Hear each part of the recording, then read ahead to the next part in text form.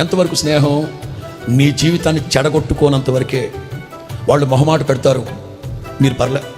అదిగో ఆ దూర ప్రాంతాల్లో తల్లిదండ్రులకు దూరంగా, తోబుట్టువులకు దూరంగా, హాస్టల్స్లో, పీజీల్లో, విదేశాల్లో, ఆ దేశాల్లో, ఈ దేశాల్లో ఉంటున్నారే, జాగ్రత్త జాగ్రత్త జాగ్రత్త. ఎంతవరకు మీ స్నేహాలు? ఫ్రెండ్షిప్ చేయండి. సిగరెట్ ఇచ్చి రే ఒక దమ్మీరా, వద్దు. వాడు మొహమాట పడతాడని ఒక దమ్ము లాగేమనుకో, ఆ తర్వాత ఆ సిగరెట్ ప్యాకెల మీద నిన్ను పాడి కట్టాలి నీకు. వాడెవడో మొహమాట పెడతాడని మందు, సిగరెట్లు, పచ్చబొట్లు, అమ్మాయిలంటే చిత్తకార్తి కుక్కల్లాగా తిరగడం.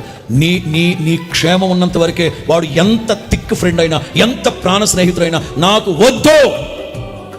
సౌలు అనేవాడు రాజు. ఈడు ఆఫ్టర్ బుడ్డాగడ గొర్రెలు కాచుకునేవాడు.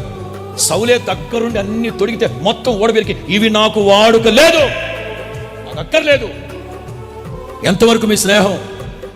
వాడెవడో మొహమాట పడతాడు, అదెవతో మొహమాట పడుతుంది, ఇదేవతో మొహమాట పడుతుంది. ఎంతవరకు మొహమాటాలు? జాగ్రత్త. ఆ జాగ్రత్త ఉండాలి, జాగ్రత్త. ఎంతవరకు ఫ్రెండ్షిప్? Different partnership. ఎవరితో స్నేహం? ఎంతవరకు స్నేహం?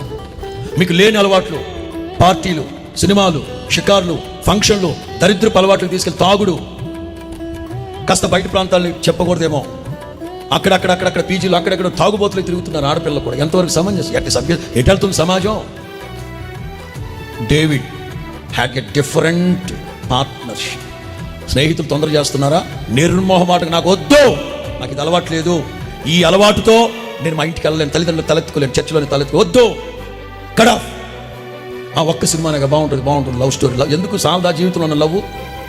కొవ్వెక్కిన ప్రతి ఒక్కరు చెప్పే మాట కదా ఇది. వద్దు.